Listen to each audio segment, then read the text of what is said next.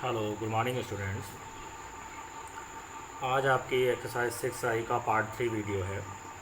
पिछली दो वीडियो में हमने क्वेश्चन नंबर 13 तक क्वेश्चन को लगाए थे और अब आपका स्टार्ट होता है क्वेश्चन नंबर 14। तो चलिए क्वेश्चन नंबर 14 आपका कुछ इस प्रकार से है। क्वेश्चन नंबर 14 कह रहा है कि दीर्घवृत्त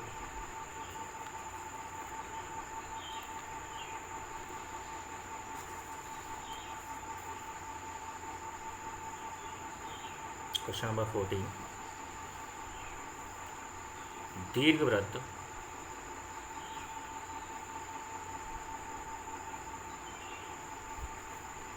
x square upon a square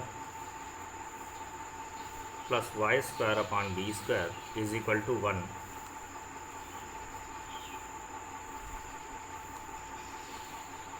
के अंतर्गत उस समद्विबाहु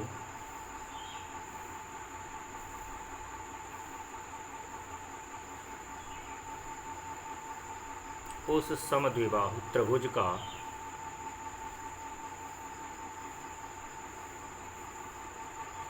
महत्तम क्षेत्रफल ज्ञात कीजिए। महत्तम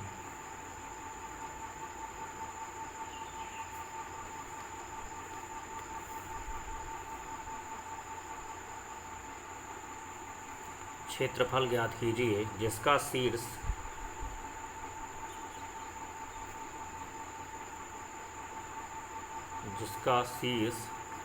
दीर्घ अक्ष का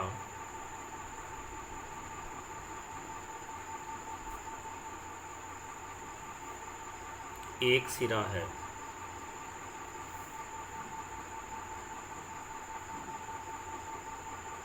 जिसका शीर्ष क्या है? दीर्घ अक्ष का एक सिरा है। तो चलिए इसका सलूशन करते हैं। तो यहाँ पे देखिए आपका एक दीर्घवृत्त है। तो ये हमने कुछ इस प्रकार से दीर्घवृत्त को ड्रा कर लिया।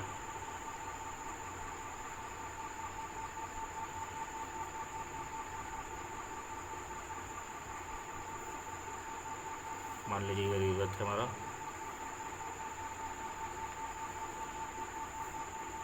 एक्स डैश, ये आपका मूल बिंदु वाई डैश, और दीर्घ अक्ष का एक सिरा हम ये मान लेते हैं, ये हमारे पास है a,0। और कुछ इस प्रकार से हमारा समद्विबाहु त्रिभुज बन रहा है।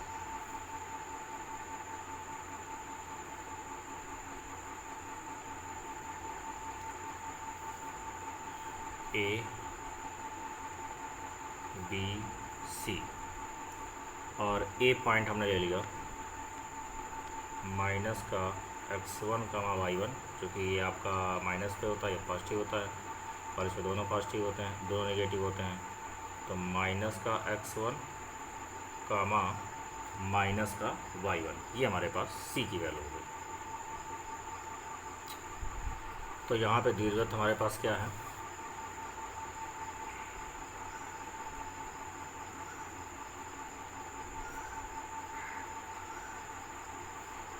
दीर्घवृत्त का समीकरण है x square upon a square plus y square upon b square is equal to 1। ठीक है, इसको समीकरण नंबर 1 मान लेते हैं। अब ये मान लेते हैं माना दीर्घ अक्ष कहाँ पर है? यक्ष अक्ष पर है।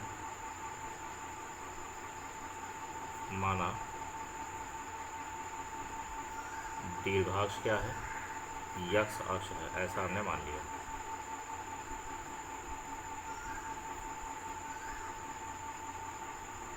एवं इसका जो एक सिरा है वो सी हमने ले लिया a,0, सॉरी बी है हमारे पास, बी a,0 है। ठीक है, या फिर आप ऐसा कर लीजिए, ए इसको ले लीजिए, बी इसको ले लीजिए, सी इसको ले लीजिए। ठीक है, इस तरीके से मान लीजिए। तो हम कह सकते हैं कि हमारे पास सी कोऑर्डिनेट क्या है? a,0, और बी कोऑर्डिनेट क्या है? माइनस का x1 कामा माइनस का y1, और ए कोऑर्डिनेट हमारे पास है माइनस का x1 कामा y1, ये हमारे पास कोऑर्डिनेट है। तो समीकरण फर्स्ट से ये सभी बिंदु आप देख सकते हैं कि दीर्घवृत्त पर हैं, इसका मतलब ये सेटिस्फाइड करेंगे। तो यहाँ से हम y1 की वैल्यू निकाल लेते हैं। तो पहले हम यहाँ से y की वैल्यू निकाल रहे हैं। अगर हम समीकरण फर्स्ट से y की वैल्यू निकालें यानी y² की वैल्यू हो जाएगी, ये वैल्यू हो जाएगी b² ब्रैकेट में 1 माइनस x²/a², या फिर y की वैल्यू की बात करें एलसीएम ले लीजिएगा तो ये हो जाएगा b/a अंडर रूट में a² माइनस का x², ये y की वैल्यू है। अब अगर ये y की वैल्यू है और ये सारे बिंदु दीर्घवृत्त पर स्थित है, इसका मतलब y1 की वैल्यू क्या होगी, b/a under root a1 a² minus का x1²। तो इस प्रकार अब चूँकि a और b कहाँ पर हैं, चूँकि a तथा b ये जो हमने माने हैं ये कहाँ पर हैं, दीर्घवृत्त पर हैं।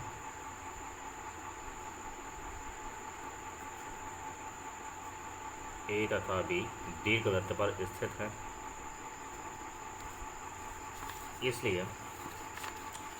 इसलिए अगर हम y1 की बात करें तो y1 की वैल्यू हो जाएगी b/a अंडर रूट में a² माइनस का x1², अगर आप इनकी वैल्यू को यहाँ पर रखते हैं तो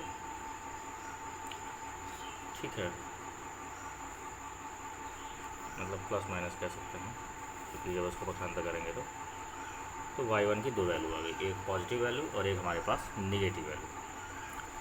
तो चलिए हमारे पास इस तरह से वैल्यू क्या मिली, तो a का मान हमारे पास हो गया। अगर हम a की बात करें तो ये हमारे पास है माइनस का x1, ठीक, और क्या होगा, माइनस वाला कोऑर्डिनेट चूँकि इसका होता है तो माइनस का b/a under root a² minus का x1², ये हमारे पास a की वैल्यू हो गई।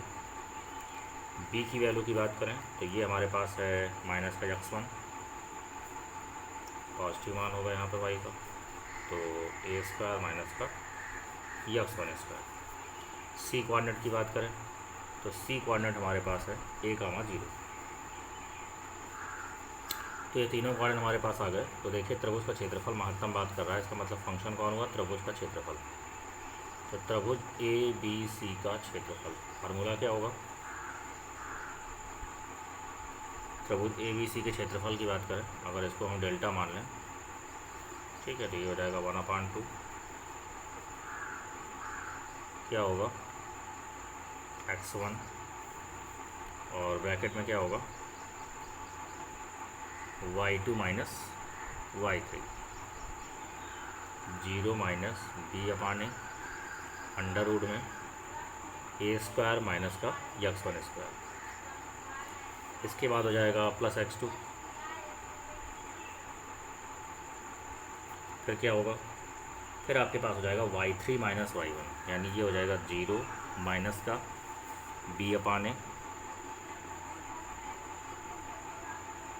अंडर रूट a² माइनस का x1²। इसके बाद में प्लस में क्या होगा x3, फिर हो जाएगा y1 माइनस y2, यानी ये हो जाएगा b/a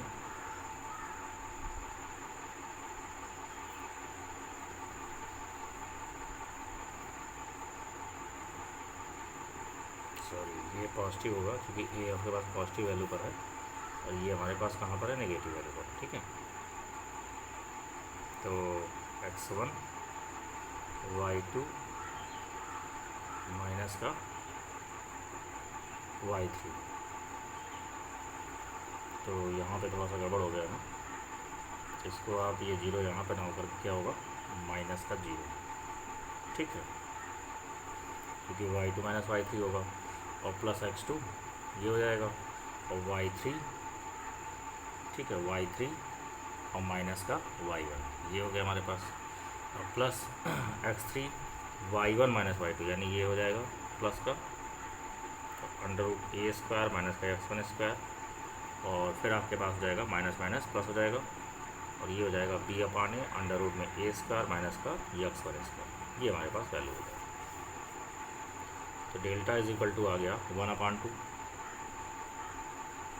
ये देखिए माइनस माइनस प्लस हो जाएगा और ये हो जाएगा bx1/a अंडर रूट में a² माइनस का x1², ये भी माइनस माइनस प्लस हो गया तो ये हो जाएगा b, ये भी x1 है आपके पास, bx1/a अंडर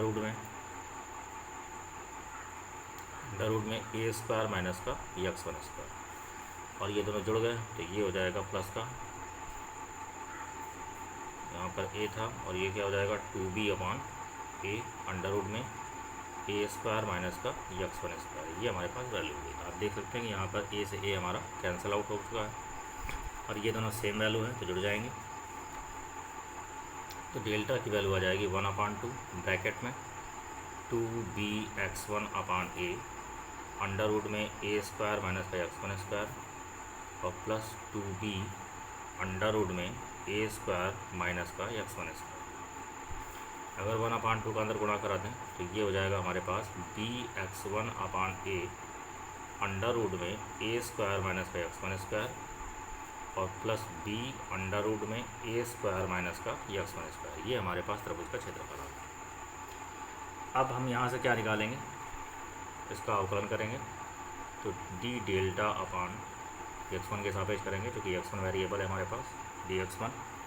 तो ये क्या होगा b अपॉन ए तो कांस्टेंट है, यहाँ पर सेकंड लग जाएगा तो ये हो जाएगा फर्स्ट इंटू सेकंड का अवकल गुणांक। तो रूट का अवकलन क्या होगा 1/2 रूट x और इसका फिर से करेंगे तो ये हो जाएगा माइनस का 2x1 और प्लस सेकंड इंटू फर्स्ट का अवकल गुणांक। ये x1 का कितना हो गया 1। इसका करेंगे तो ये हो जाएगा b अपॉन 2 अंडर रूट में ए स्क्वायर माइनस का यक्स वन स्क्वायर और इसका फिर से करेंगे तो ये हो जाएगा माइनस का 2x1।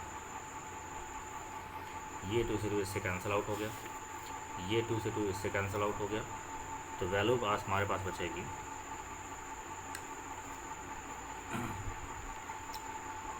तो यहाँ से वैल्यू हमारे पास बचेगी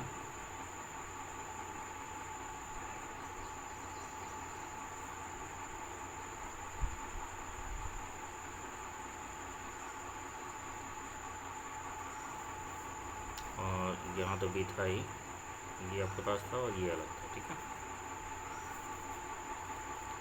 तो देखिए यहाँ पर क्या है, ये b है और यहाँ पर भी b है तो b हमारे पास पूरे से कॉमन है। तो b अगर हम पूरे से कॉमन ले लें और a का अंदर गुणा करा दें तो हमारे पास वैल्यू क्या हो जाएगी, यहाँ हमारे पास वैल्यू हो जाएगी माइनस का x1 square upon a under root में ए स्क्वायर माइनस का यक्स वन स्क्वायर प्लस फिर हमारे पास है अंडर रूट में a square minus X one square और अपॉन ए, ठीक है। क्योंकि b हमारे पास कॉमन था, पूरे से b कॉमन लिया है और यहाँ पे गुणा कराएंगे तो माइनस का हो जाएगा x1 अपॉन अंडर रूट में ए स्क्वायर माइनस का यक्स वन स्क्वायर। अब हम यहाँ पे देख सकते हैं कि एलसीएम हमारा मिल रहा है। एलसीएम की बात करें तो एलसीएम हमारे पास मिल रहा है ए अंडर रूट में ए स्क्वायर माइनस का एक्स वन स्क्वायर, ये से कैंसिल आउट हो गया तो ऊपर क्या बचेगा माइनस का एक्स वन स्क्वायर और यहाँ इस पर जब गुणा कराएंगे तो ये हो जाएगा ए स्क्वायर माइनस का यक्स वन स्क्वायर, ये ऊपर वैल्यू बचेगी और यहाँ पर आपके पास बचेगा माइनस का ए एक्स वन, ठीक है, माइनस का ए एक्स वन, ये हमारे पास वैल्यू बचेगी। ये दोनों जुड़ जाएंगे तो D del upon D X one value आएगी हमारे पास D del upon D X one B bracket में क्या होगा माइनस का 2x1 स्क्वायर, ठीक है, ये दोनों जुड़ गए आपके पास और प्लस का ए स्क्वायर और माइनस का ए एक्स वन, माइनस का ए एक्स वन और प्लस का ए स्क्वायर और डिवाइड बाई हो जाएगा ए अंडर रूट में ए स्क्वायर माइनस का यक्स वन स्क्वायर। ये हमारे पास वैल्यू है। चलिए उच्चिष्ट या निम्निष्ठ मान के लिए उच्चिष्ट या निम्निष्ठ मान के लिए उच्चिष्ट या निम्निष्ठ मान के लिए जो भी हमारे पास वैल्यू होती है उसको हम किसके इक्वल करते हैं, 0 के इक्वल करते हैं। तो ये वैल्यू हो जाएगी b माइनस का 2x1 स्क्वायर माइनस का ax1 प्लस का ए स्क्वायर ए अंडर रूट में ए स्क्वायर माइनस का x1 square is equal to 0। ये वैल्यू 0 की तरफ चली गई तो ये हो जाएगा माइनस का 2x1 स्क्वायर ठीक, माइनस का ax1 प्लस का a square is equal to 0। तो चलिए यहाँ से द्विघात समीकरण बन रहा है x1 में, तो x1 इज इक्वल टू हो जाएगा माइनस का b plus minus b square minus का 4 a c और अपान 2a।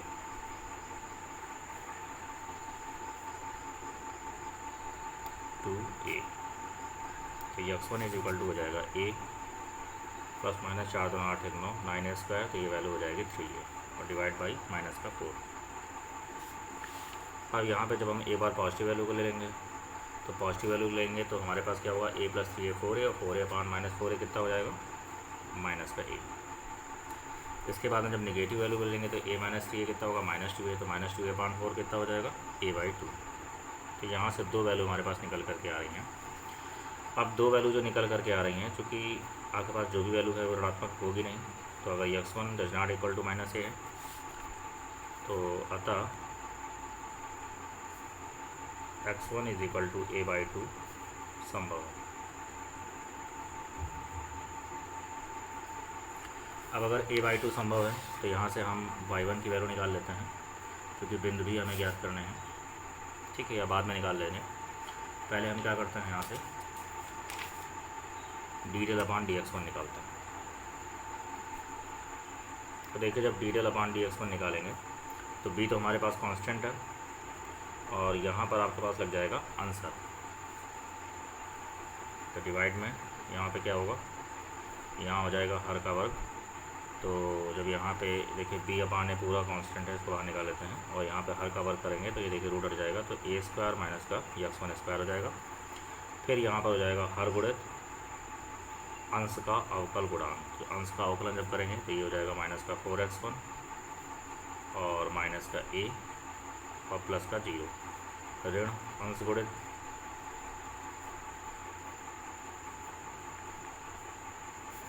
हर का अवकल गुणांक।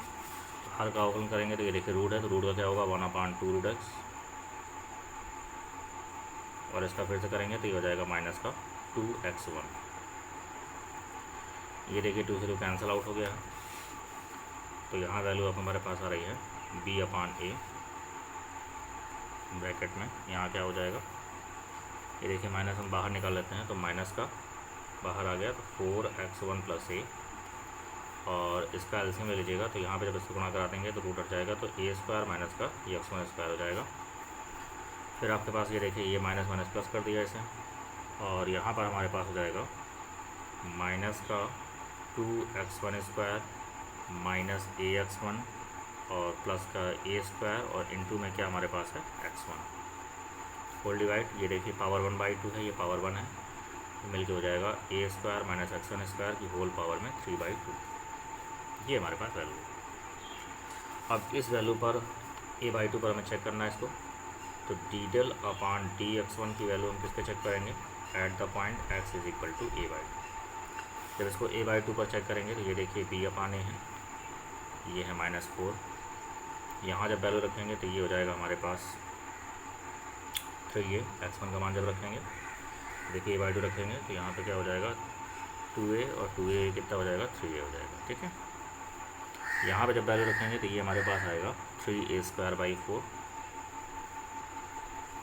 इसके बाद में आगे जब हम वैल्यू रख रहे हैं तो प्लस का है, ये हमारे पास आ रहा है माइनस का a²/2 माइनस का a²/2 और ये हो रहा है प्लस का a, और यहाँ पर हो रहा है हमारे पास x1 का मान रखा है a/2, और डिवाइड में अगर हम बात करें तो हमारे पास है 3a²/4 की होल पावर में 3/2 हो गया, ठीक है। ये हमारे पास वैल्यू हो गई। ये हो जाएगा b/a। इसका जब गुणा कराएंगे तो ये हो जा रहा है माइनस का 9a³ डिवाइड बाई 4, और इसको जब सॉल्व कर रहे हैं ये देखिए हो गया 3 की पावर में 3/2 और ये हो जाएगा a³, ठीक, होल डिवाइड हो जाएगा 4 का क्यूब,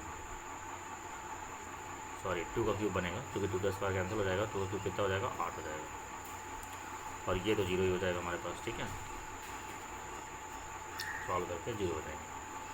तो अब हमारे पास यहाँ से वैल्यू आ गई b/a ब्रैकेट में, तो ये देखिए ऐसे कैंसिल, 4 दूना 8 और ये हमारे पास हो जाएगा 9, 9 दूना कितना हो गया 18, ठीक है। और यहाँ एक क्यूब से क्यूब कैंसिल हो जाएगा और हो जाएगा 3 की पावर में 3/2। अब 18 का मतलब ये हो जाएगा हमारे पास कि 3 का स्क्वायर इंटू 2 और ये है 3 की पावर में 3/2।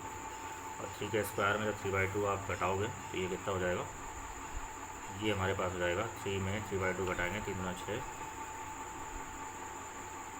ये बचेगा √3, ठीक है। 2 में 3/2 का 2 दूना 4, 4 में 1/2 बचेगा, 1/2 का मतलब क्या होगा √3 हो जाएगा। तो ये आ जाएगा 2 √3 और ये क्या बच रहा है b/a। और ये वैल्यू किस में आ रही है आपके पास, निगेटिव में आ रही है। इसका मतलब x = a/2 पर फलन, फलन मतलब क्वेश्चन में क्या कह रहा था, क्वेश्चन में कह रहा था कि त्रिभुज का क्षेत्रफल, तो x = a/2 पर त्रिभुज का क्षेत्रफल क्या है, महत्तम।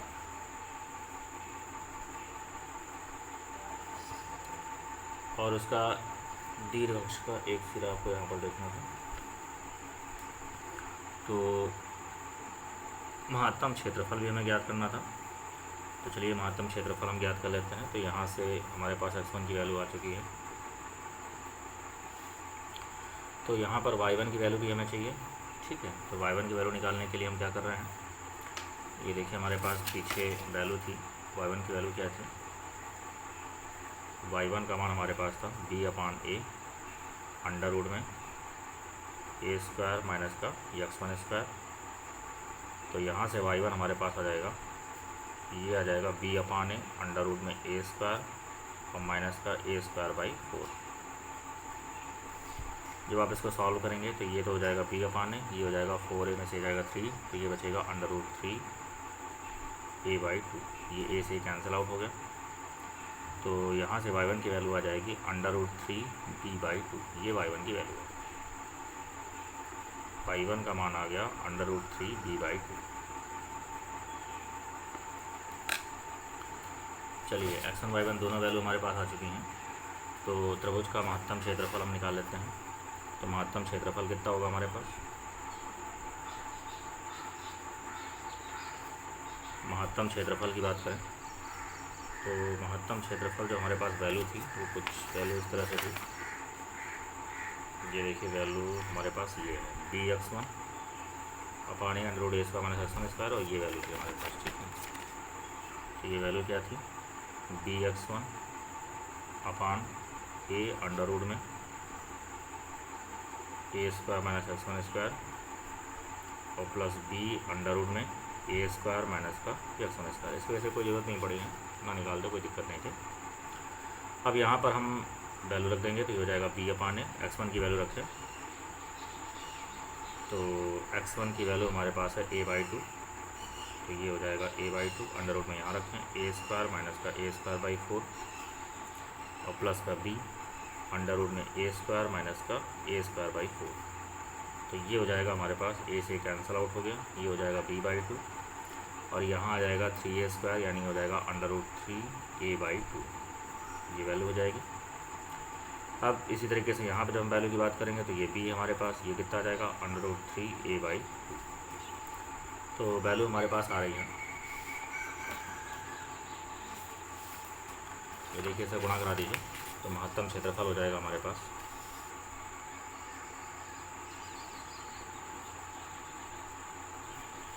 महत्तम क्षेत्रफल की बात करें तो ये हो जाएगा √3 ab/4, ठीक। और यहाँ हो जाएगा √3 ab/2। जब आप इसका एलसीएम लेंगे तो एलसीएम आएगा हमारे पास 4 और इसको सॉल्व करेंगे तो ये हो जाएगा 2 और यहाँ पे 1, तो 2 और 1 कितना हो जाएगा 3, तो ये आंसर आएगा √3 ab/4। ये हमारे पास आंसर आ गया। तो क्वेश्चन आपका थोड़ा सा लॉन्ग था, आई होप आपको क्वेश्चन समझ में आ गया होगा। अब चलिए क्वेश्चन को हम आगे बढ़ाते हैं।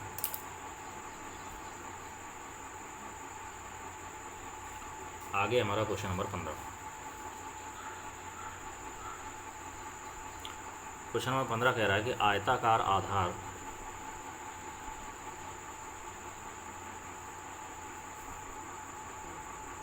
आयताकार आधार व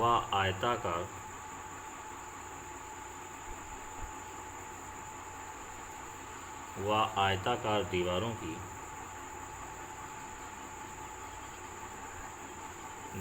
की 2 मीटर गहरी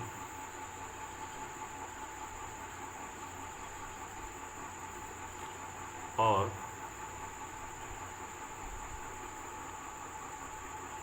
8 मीटर क्यूब आयतन की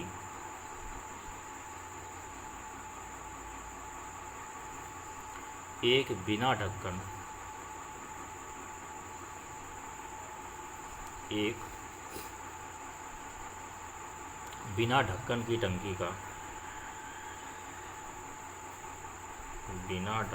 की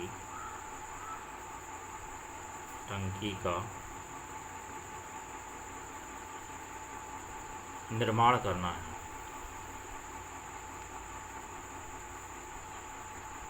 बिना ढक्कन की टंकी का निर्माण करना है यदि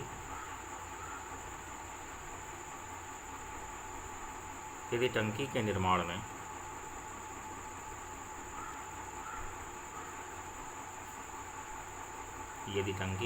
में आधार के लिए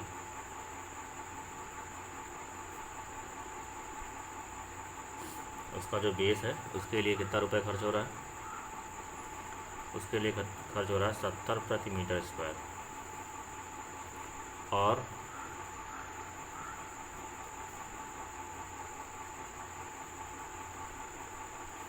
दीवारों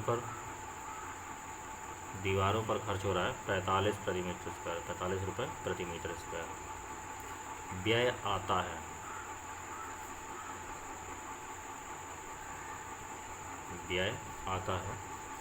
तो निम्नतम खर्च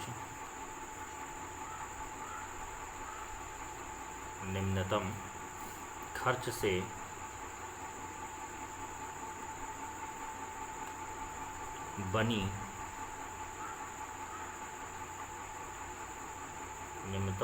बनी टंकी की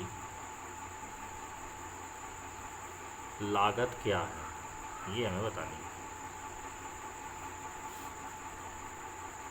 तो चलिए क्वेश्चन को आगे बढ़ाते हैं। तो ये देखिए आयताकार टंकी है और ये यहाँ पर आपके पास आधार भी है, ठीक है। तो यहाँ पर हम आयताकार टंकी बना ले रहे हैं 2 मीटर जो कि गहरी है। चलिए एक आयताकार टंकी यहाँ पर हम बना लेते हैं, ड्रा कर लेते हैं।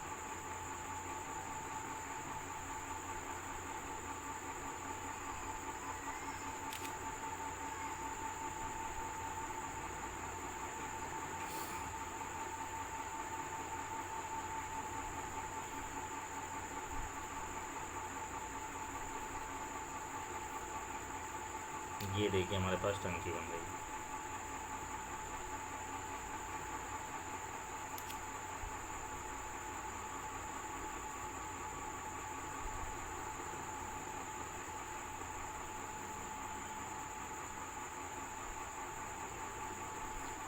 ये टंकी हमारे पास बन गई है। हम देख सकते हैं कि इसकी जो ऊंचाई है या ये कह लें कि जो गहराई है वो कितनी है, h। इसके बाद में यहाँ पर जो इसकी लंबाई है वो l कह लेते हैं और जो चौड़ाई है वो हम कह लेते हैं b, ठीक है। ये हमने मान लिया और यही हमारे पास कितनी दी गई है, 2 मीटर गहरी टंकी हमारी। तो आयताकार टंकी की ऊंचाई या गहराई कह सकते हैं। आयताकार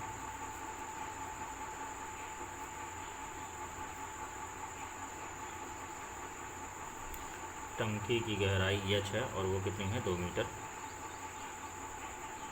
चौड़ाई की बात करें तो वो हमारे पास b, लंबाई की बात करें तो वो हमारे पास है l। तो टंकी का आयतन क्या होगा, टंकी का आयतन जनाब है आपके पास लंबाई गुणे चौड़ाई गुणे ऊंचाई। और यहाँ पे देख सकते हैं कि ये हमें दिया गया है 8 यानी LBH और H की वैल्यू कितनी दी गई है, 2। तो LB का मान हमारे पास आ गया 4, तो B का मान कितना आ गया, 4/L।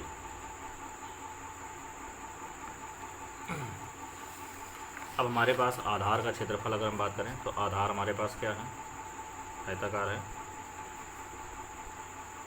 तो अगर हम आधार के क्षेत्रफल की बात करें तो आयत का क्षेत्रफल क्या होता है, लंबाई गुणे चौड़ाई, LB हो जाएगा। और LB की वैल्यू हमारे पास क्या दे रखी है, LB की वैल्यू दे रखी है 4। अब यहाँ पर हम निकाल लेते हैं दीवारों का क्षेत्रफल।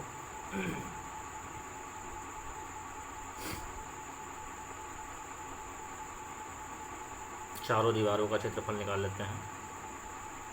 देखिए दीवारें कैसी हैं, आमने सामने की सेम है। तो यहाँ पर क्या हो जाएगा, दीवारें भी आयताकार हैं, तो आयत का क्षेत्रफल लंबाई गुणा चौड़ाई 1 का है, तो 2 का क्या हो जाएगा 2HL। और 4 दीवारें हैं, दो सेम है, तो ये हो जाएगा 2HL और प्लस का 2BH।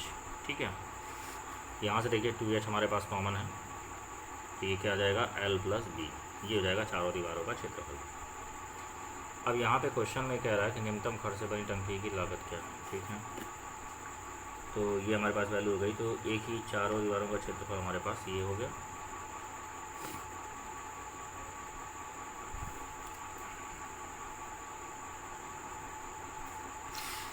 अब यहाँ पे कह रहा था यदि टंकी के निर्माण में आधार के लिए इतना खर्च हो रहा है, दीवारों पर इतना व्यय आ रहा है, तो न्यूनतम खर्च से बनी टंकी की लागत क्या है। ठीक है, तो चलिए यहाँ से अगर हम ये निकाल लेते हैं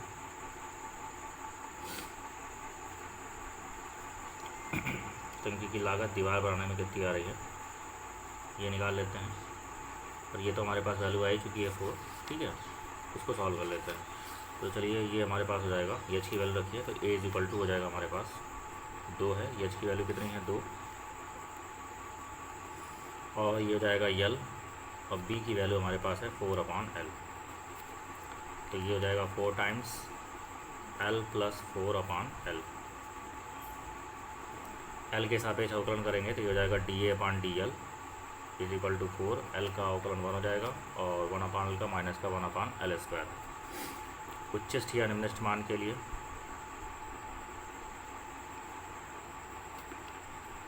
उच्चिष्ट या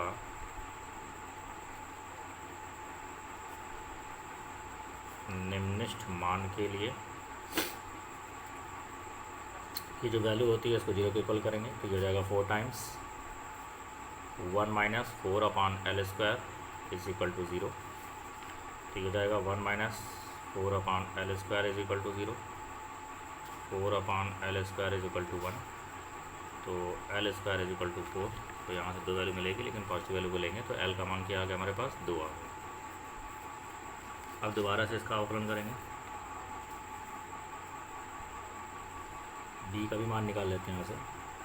अगर L का मान 2 है तो B का मान क्या होगा 4/L, यानी 4/2, वैल्यू क्या आ जाएगी 2। तो B का मान क्या आ गया हमारे पास 2 आ गया। अब d2A/dL2 निकालना है। d2A/dL2 दोबारा अवकलन कर रहे हैं, तो 4 टाइम्स 1 का अवकलन 0, माइनस का 4 टाइम्स ये हो जाएगा माइनस का 2L3, 2L की पावर -2। तो 4 से 16 दूना 32, ये हो जाएगा 32/L3। अब यहाँ से वैल्यू पुट करेंगे, तो d2A/dL2 की वैल्यू हम किस पे निकाल रहे हैं, एट द पॉइंट L = 2, तो 32 तो ये हो जाएगा, और यहाँ से हो जाएगा 8, तो वैल्यू आ रही 4, और ये वैल्यू कैसी आ रही है पॉजिटिव। इसका मतलब ये हो गया कि L = 2 पर क्षेत्रफल क्या है, दीवार का क्षेत्रफल न्यूनतम। ठीक है, तो L = 2 पर क्षेत्रफल हमारे पास क्या है न्यूनतम, और निम्नतम खर्च पर ही आपके पास टंकी बनानी है। तो चलिए क्षेत्रफल न्यूनतम है, तो यहाँ पर हम देख सकते हैं कि हमारे पास क्या क्या है, L की वैल्यू 2 है, और यही हमारे पास B की वैल्यू भी है, और यही हमारे पास H की वैल्यू भी है, यानी L, B, H तीनों का मान हमारे पास 2 है। तो टंकी के आधार के लिए, टंकी के आधार के निर्माण के लिए खर्च कितना आ गया, टंकी के आधार के निर्माण टंकी के आधार के निर्माण के लिए खर्च किया गया। इस पर कितना रुपये लग रहा है आपके पास? आधार के निर्माण में 70 रुपये लग रहा है। और इसका क्षेत्रफल क्या आपके पास है? आधार का क्षेत्रफल हमारे पास है LB, ठीक है। और LB की वैल्यू हमारे पास है 4, तो ये आ जाएगा 280 रुपये। ये आधार के निर्माण के लिए खर्च है हमारे पास। अब टंकी की दीवारों पर खर्च क्या है? टंकी की दीवारों पर जो खर्च है वो 45 रुपये प्रति मीटर स्क्वायर है। और दीवारों का आपके पास क्षेत्रफल है 2H ब्रैकेट में L+B। तो ये हो जाएगा हमारे पास 45, तो ये हो गया। यहाँ H की वैल्यू रखें 4 टाइम्स, और यहाँ हो जाएगा 2 + 2, 2 2 4 4 16, तो 45 × 16, ये हमारे पास जाएगा 720।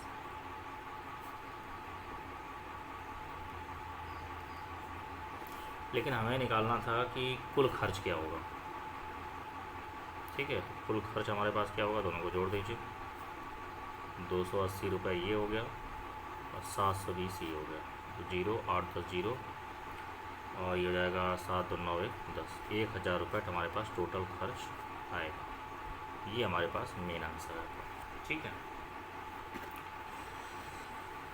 तो स्टूडेंट्स, आपको क्वेश्चन समझ में आ गया होगा। चलिए, इसके बाद में हमारे पास ना क्वेश्चन है, क्वेश्चन नंबर 16। देखिए, क्वेश्चन नंबर 16 कह रहा है कि 45 सेंटीमीटर लंबी, क्वेश्चन नंबर 16,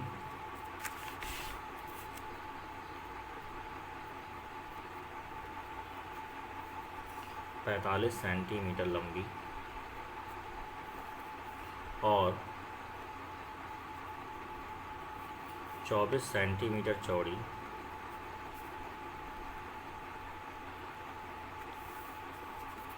आयताकार लोहे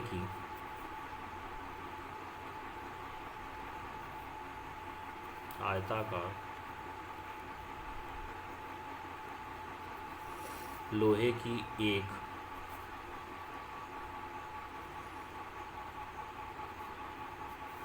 चद्दर के चारों कोनों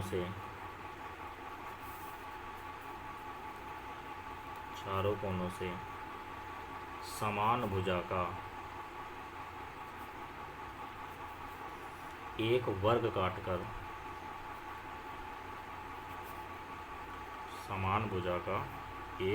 काटकर निकालने के पश्चात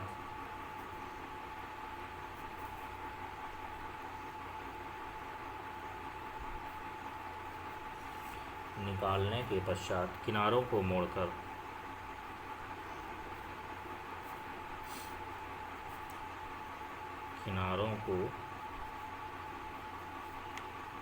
मोड़कर ऊपर खुली हुई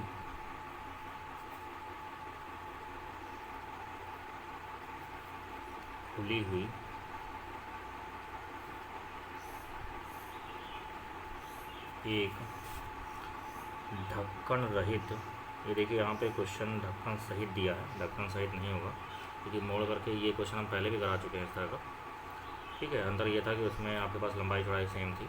देखिए, आपके पास ये ढक्कन रहित, अगर ढक्कन रहित ही बनेगा, क्योंकि अगर उसको कोनों को काट दिया जाए और उसको मोड़ा जाए तो ऊपर कोई ढक्कन नहीं आपका, सिर्फ चद्दर से नहीं बन पाएगा, ठीक है। उसके लिए चद्दर आपका अलग से होगा। तो ये क्या होगा, ढक्कन रहित, सहित लिखा हुआ है तो उसको रहित कर लीजिएगा। ढक्कन रहित संदूक बनाई जाती है।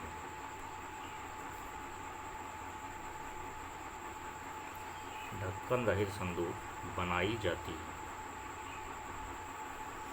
वर्गों की भुजा की माप ज्ञात कीजिए। वर्गों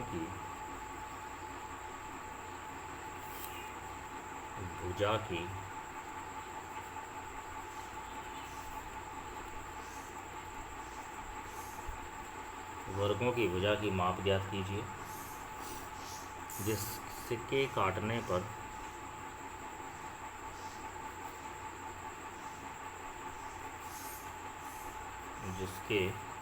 पर बने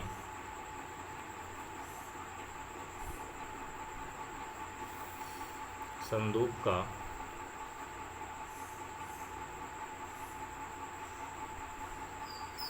महत्तम आयतन होगा।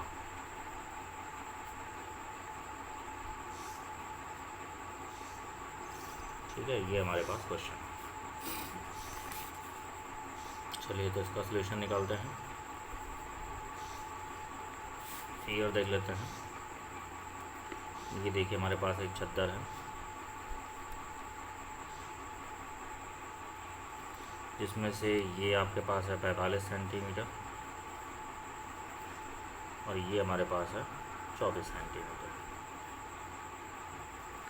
अब यहाँ पे एक वर्ग निकाला गया है सेम भुजा का, तो ये हमने यक्स मान लिया चारों कोनों से।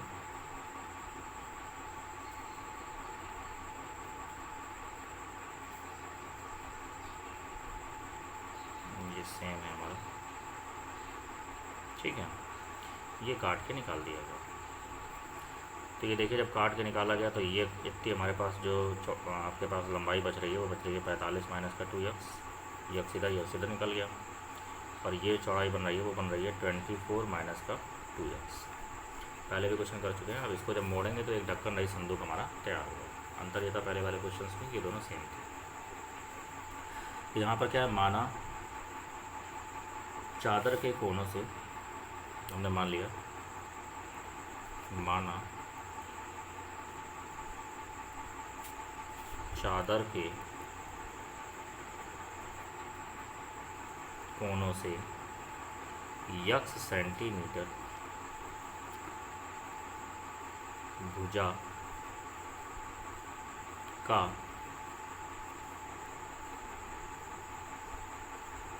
एक वर्ग काटा जाता है। चारों कोनों से यक्स सेंटीमीटर भुजा का एक वर्ग काटा जा रहा है। ठीक है, इस प्रकार बने फलक से तथा इस प्रकार बने फलक से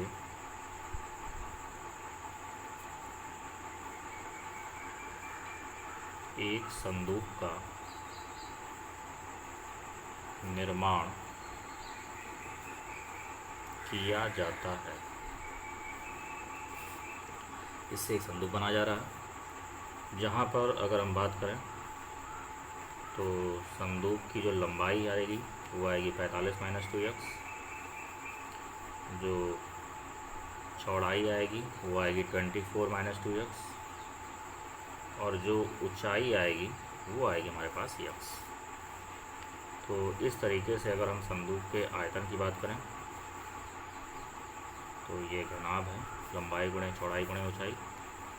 तो 45 माइनस 2x यहाँ हो जाएगा 24 माइनस 2x और गुणे चौड़ाई ऊंचाई इंटू x हो जाएगा। आयतन को अगर हम v कहें तो यहाँ से देखिए 2 कॉमन है हमारे पास, तो हो जाएगा 45 माइनस 2x। ठीक है, और यहाँ आपके पास 2 जब कॉमन लिया तो 12 माइनस का x और इंटू x का जरा गुणा करा दीजिए। तो 45 माइनस 2x और यहाँ जब गुणा कराएंगे तो 12x और माइनस का x स्क्वायर, ये हमारे पास आयतन है। चलिए इसके सापेक्ष अवकलन करते हैं तो dv/dx क्या हो जाएगा। यहाँ पर आप देख सकते हैं कि क्या लग रहा है, फर्स्ट सेकंड 2 कॉलम है, तो फर्स्ट इंटू सेकंड का अवकल गुणांक। ठीक, ये वैल्यू हो गई हमारे पास, और प्लस सेकंड इंटू फर्स्ट का अवकल गुणांक। सॉल्व करेंगे इसे तो ये हो जाएगा 2 ब्रैकेट में, यहाँ देखिए 2 कॉमन है तो ये हो जाएगा 45 माइनस का 2x, और यहाँ जब 2 कॉमन लिया तो यहाँ हो जाएगा 6 माइनस का x। इसके बाद में यहाँ भी आपके पास 2 है और ये हमारे पास है 12x माइनस का x स्क्वायर। दोनों से 2 का बाहर निकाल लीजिए तो ये हो जाएगा 4, और यहाँ आपके पास बचेगा, और जो बचेगा उसको गुणा करा दीजिए। तो 45 में से गुणा कराइए तो ये हो जाएगा आपके पास 270 माइनस का 6 गुना 12। अब यस कराइए तो माइनस का 45x, फिर हमारे पास हो जाएगा प्लस का 2x स्क्वायर ऐसा गुणा कराइए, माइनस का 12x और प्लस का x²। ये हमारे पास वैल्यू आ रही है। आगे सॉल्व करेंगे इसे तो 4 टाइम्स ये हमारे पास है 270, इनको जरा यक्स टर्म को जोड़ दीजिए तो माइनस का 69x, ठीक है, और x² 2² मिल के हो गया 3x²। देख सकते हैं यहाँ से 3 कॉमन है, 3 अगर हम कॉमन ले लें तो ये हो जाएगा 12, तो यहाँ से हो जाएगा आपके पास ये बचेगा x² और यहाँ से बचेगा 23 और ये बचेगा प्लस का 90। ये हमारे पास वैल्यू आ रही है। उच्चिष्ट या निम्नलिखित मान के लिए इस वैल्यू को हम किसके इक्वल करेंगे, 0 के इक्वल करेंगे। dv/ds को 0 के इक्वल करेंगे यहाँ पर हम।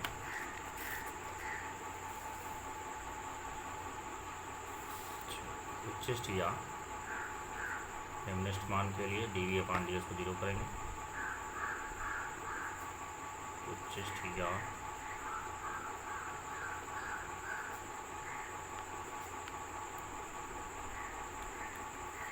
जो वैल्यू इसको 0 के इक्वल कर देंगे तो हमारे पास वैल्यू आ जाएगी, ये हो जाएगा x²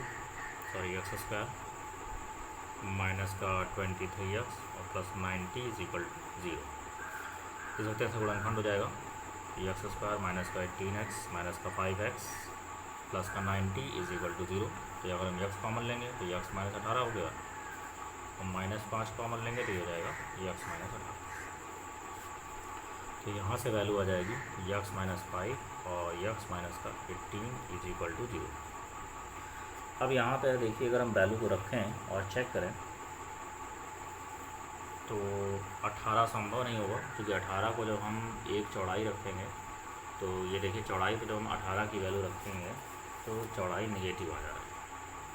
देखिए यहाँ पे वैल्यू रखेंगे तो चौड़ाई नेगेटिव आ जाएगी, बाकी तो ठीक है, ठीक है, इसका पॉजिटिव है लेकिन ये नेगेटिव है। इसका मतलब x = 18 हमारे पास संभव नहीं है। तो संभव क्या है, x = 5।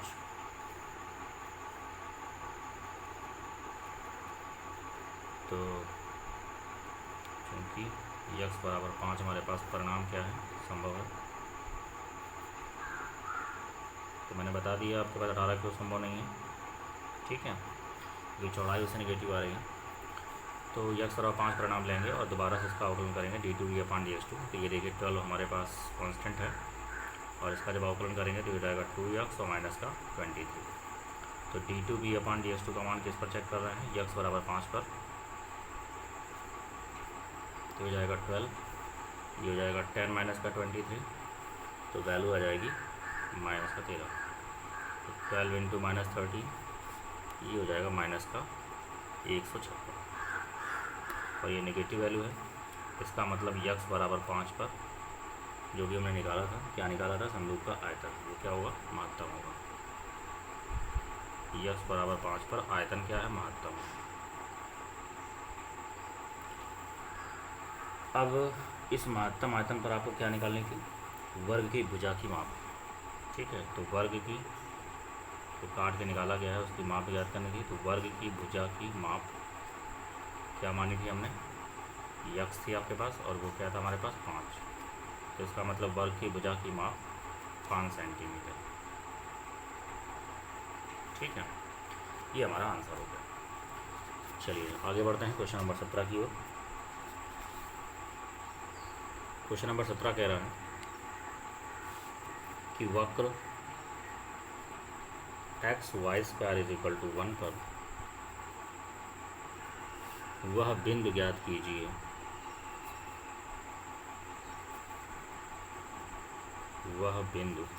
कीजिए जिसकी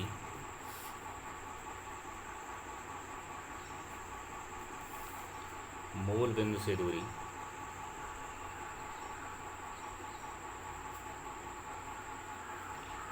बिंदु से दूरी क्या है, निम्नलिखित है।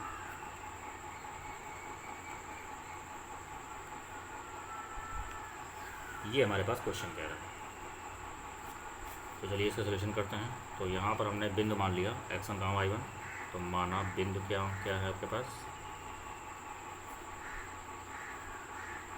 x1, y1 और वक्र का समीकरण है हमारे पास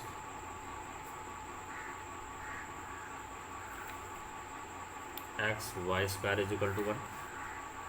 अब चूंकि ये जो बिंदु आपके पास है वक्र पर है, तो चूंकि बिंदु x1 कामा y1 कहाँ पर है, वक्र पर स्थित है, तो अगर ये बिंदु इस पर स्थित है तो सेटिस्फाइड करेगा, करा दीजिए। तो x y one square is equal to 1, तो यहाँ से y1 स्क्वायर की वैल्यू हो जाएगी 1/x1। अब इस बिंदु की मूल बिंदु से दूरी निम्नलिखित ज्ञात करनी है, तो चलिए निकालते हैं। तो x1 कामा y1 की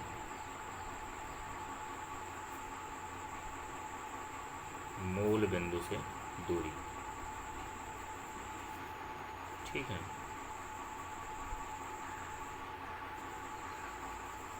तो अगर इस दूरी को अगर हम यस कहें तो दूरी कैसे निकलती है, अंडर रूट में x1 माइनस x2 का whole square plus y1 minus y2 का होल स्क्वायर। ये देखिए अगर हम इसका स्क्वायर करते हैं रूट हट जाएगा, तो ये हो जाएगा x1 स्क्वायर और प्लस y1 स्क्वायर। इस यस स्क्वायर को हमने जेड मान लिया।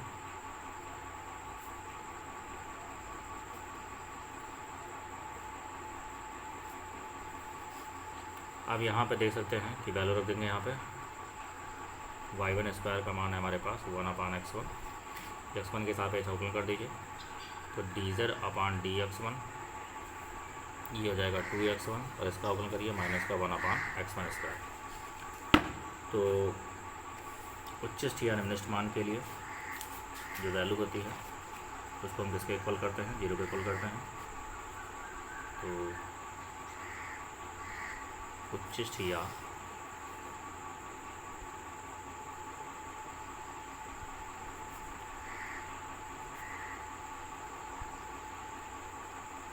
निम्नलिखित मान के लिए dz/dx1 को 0 के इक्वल करेंगे, तो ये हो जाएगा 2x1 माइनस का 1/x1 square is equal to 0। इसको पक्षांतर करेंगे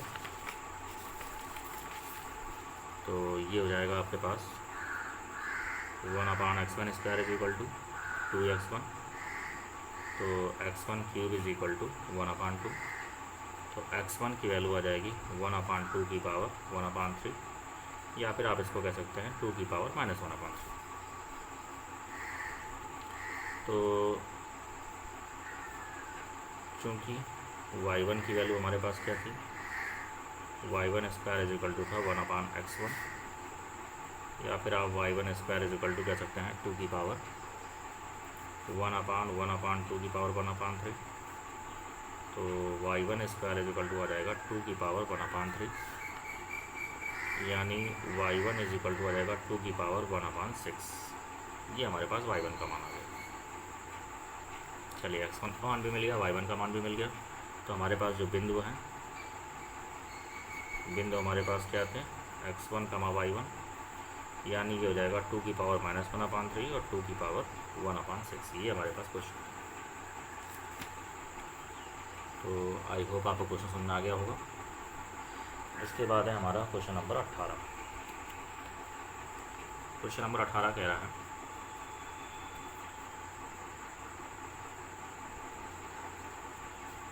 कि एक वर्ग का परिमाप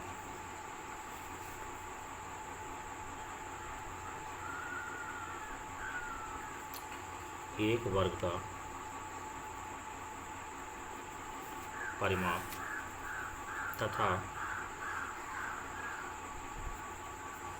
एक वृत्त की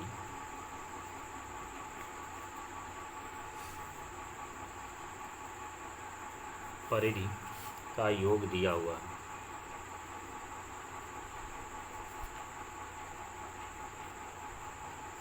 का योग दिया है, तो सिद्ध कीजिए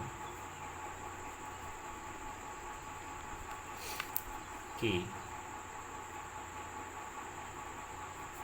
उनके क्षेत्रफलों का योग क्या है, न्यूनतम होगा। क्षेत्रफलों का योग क्या होगा, न्यूनतम होगा, जबकि वर्ग की भुजा वृत्त के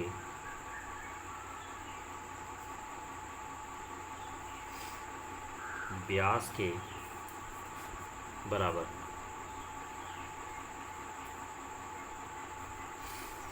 ये हमारे पास क्वेश्चन है। तो चलिए यहाँ पे वर्ग की भुजा हम मान लेते हैं कि माना वर्ग की भुजा x है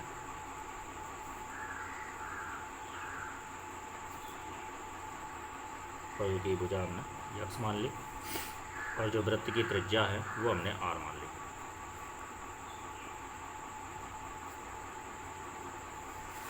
प्रश्नानुसार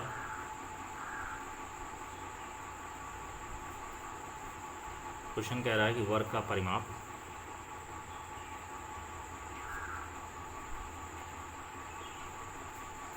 और वृत्त की परिधि दोनों का योग दिया है, तो इसको हमने कोई वैल्यू कांस्टेंट के इक्वल ले लिया और मान लिया हमने कि। अब अगर हम यहाँ पे वर्ग के परिमाप की बात करें तो वर्ग का परिमाप क्या होगा, 4 गुणे भुजा 4x हो जाएगा। वृत्त की परिधि की बात करें तो ये हो जाएगा 2πr is equal to k। यहाँ से अगर हम x का मान निकालें ये हो जाएगा k minus 2πr divide by हो जाएगा 4। ये हमारे पास x का मान होगा। अब फिर कह रहा है कि क्षेत्रफलों का योग, ठीक है ना, उनके एवं उनके क्षेत्रफलों का योग एवं उनके क्षेत्रफलों का योग। अगर क्षेत्रफल के योग को अगर हम a कहें तो देखिए वृत्त का वर्ग का क्षेत्रफल क्या हो जाएगा, भुजा स्क्वायर यानी एक्स स्क्वायर, और वृत्त का क्षेत्रफल होगा पाई आर स्क्वायर। ठीक है, x की वैल्यू रखेंगे तो k minus 2πr divide by 4 का होल स्क्वायर और प्लस हो गया पाई आर स्क्वायर। तो ये a इज इक्वल टू हो जाएगा 1/16, इसका होल स्क्वायर ब्रैकेट कर दीजिए तो a स्क्वायर प्लस का b स्क्वायर और माइनस का 4πkr और प्लस में हो जाएगा पाई आर स्क्वायर। तो ये हमारे पास वैल्यू आ रही है। चलिए इसका अवकलन करते हैं r के सापेक्ष, तो हो जाएगा dA/dr 1/16 k स्क्वायर का 0 और ये हो जाएगा 8π² r, ये हो जाएगा माइनस का 4πk और ये हो जाएगा 2πr।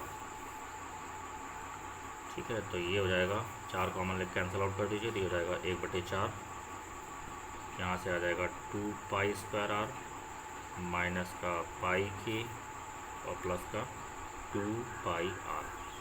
उच्चिष्ट या निम्नलिखित मान के लिए उच्चिष्ट या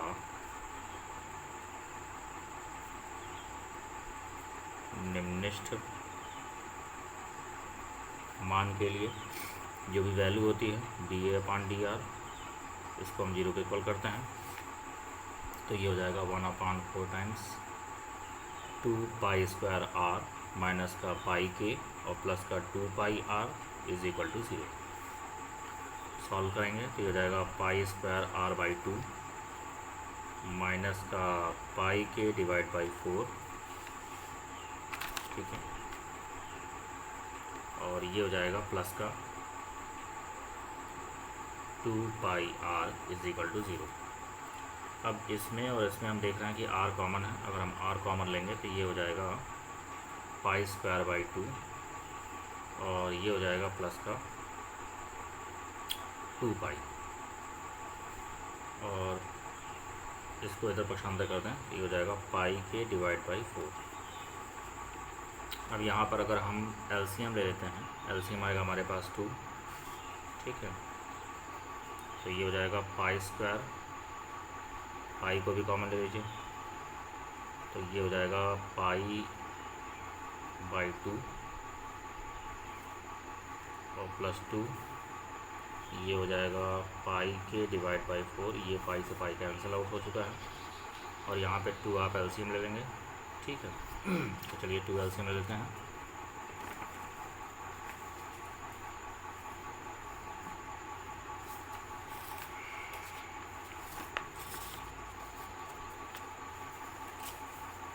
तो यहाँ पर जब हम 2 LCM लेंगे तो ये हो जाएगा r और यहाँ पर हमारे पास आएगा पाई प्लस 4 डिवाइड बाई 2 और यहाँ पर बच रहा है k बाई 4। तो ये 2 से 4 कैंसिल आउट हो जाएगा, तो r pi plus 4 is equal to k by 2। तो r का मान हमारे पास आ गया k divide by 2 times of pi plus 4। इस वैल्यू पर हमें चेक करना है।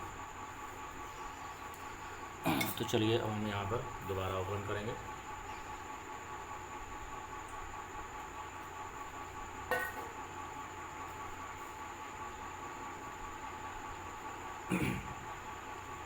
तो d2 a/dr2 निकालेंगे।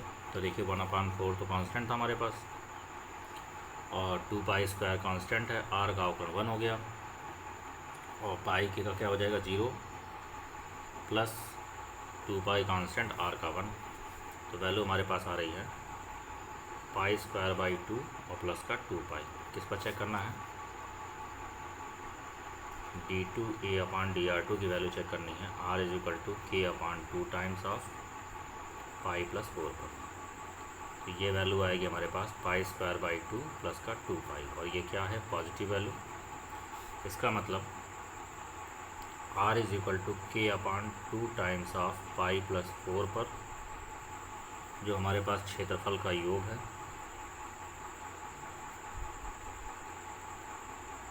क्षेत्रफलों का योग क्या है हमारे पास न्यूनतम है। ठीक है, तो न्यूनतम क्षेत्रफल पर वर्ग की भुजा क्या है वृत्त के व्यास के इक्वल है, ये हमें ज्ञात करनी थी। तो चलिए देख लेते हैं। तो इस पर हमारे पास जो वर्ग की भुजा आ रही थी, वर्ग की भुजा जो यक्स है उसकी वैल्यू थी k-2 pi r divide by 4। ये हमारे पास भुजा का मान था। तो x is equal to 1/4 k-2 pi r, इसको हमने इस तरीके से लिख लिया। अब यहाँ पर हम k का मान रखेंगे। देखिए अगर हम k का मान यहाँ से निकालें तो ये हो जाएगा 2r ब्रैकेट में पाई प्लस 4 माइनस का 2 पाई r। इसको सॉल्व करेंगे तो 2 पाई r प्लस का 8r माइनस का 2 पाई r, ये से कैंसिल आउट, 4 दूना 8 और वैल्यू आ जाएगी 2r, जो कि वृत्त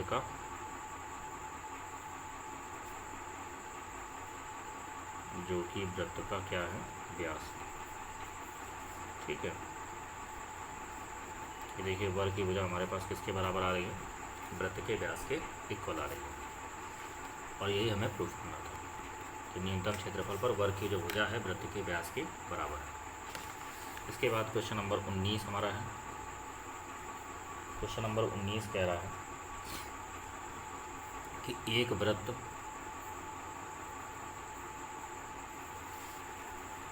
और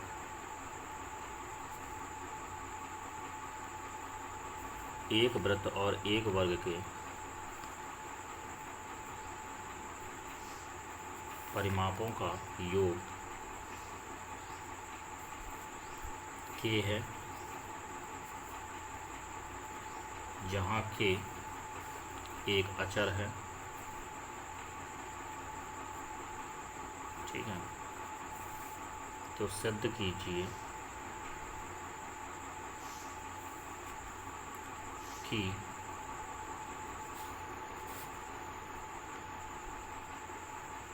उनके क्षेत्रफलों का योग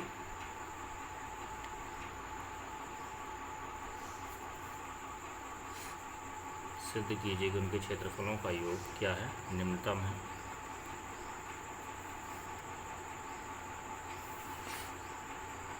जब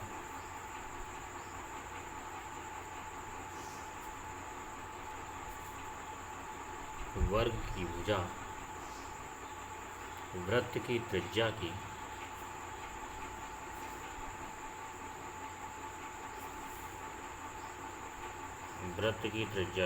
दुगनी। तो अगर इस क्वेश्चन को आप ध्यान से देखें तो यही क्वेश्चन नंबर हमारे पास 18 था। वहाँ पे देखिए एक वृत्त और एक वर्ग का परिमाप। ठीक है, ये देखिए एक वृत्त और एक वर्ग का परिमाप का योग दिया था, तो मतलब परिधि और परिमाप का योग दिया था, तो उसको हमने k माना था और यहाँ पर k कह रहा है। ठीक, और यहाँ पे ये कह रहा था कि वर्ग की भुजा वृत्त के व्यास, तो वृत्त का व्यास क्या होता है, त्रिज्या का दुगना ही होता है। तो ये देखिए सेम क्वेश्चन है हमारे पास। तो ये आपका क्या है, क्वेश्चन नंबर 18।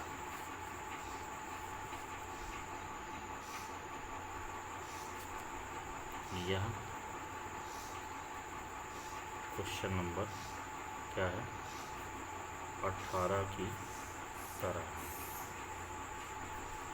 तो इसको आप लगा लीजिएगा। आगे हम लोग नेक्स्ट क्वेश्चन की बात करेंगे, क्वेश्चन नंबर 20 की बात करेंगे नेक्स्ट में, ठीक है। Okay, thank you.